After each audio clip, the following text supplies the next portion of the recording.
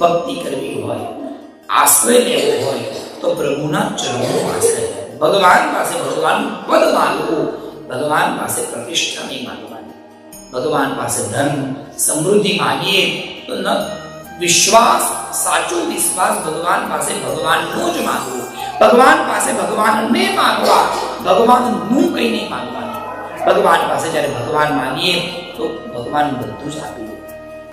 એટલા માટે ભગવાનના ચરણની સ્તુતિ બતાવી, ઉત્તરાએ ભગવાનની સ્તુતિ ગાઈ અને એ સમયે ભગવાને એની રક્ષા કરી. સુદર્શન યંત્ર બની અને ઉત્તરાના ગર્ભમાં પ્રભુ પધાર્યા અને સુદર્શન રૂપે ભગવાને એના ગર્ભની સુંદર રક્ષા કરી.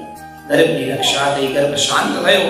પ્રભુ ગર્ભમાંથી બહાર પધાર્યા, ઉત્તરાના માથા પર બે હાથ મૂક્યા, બહુ સુંદર આશીર્વાદ આપ્યા અને ઉત્તરાને ગળે લગાડી અને એને શાંત આપ્યા.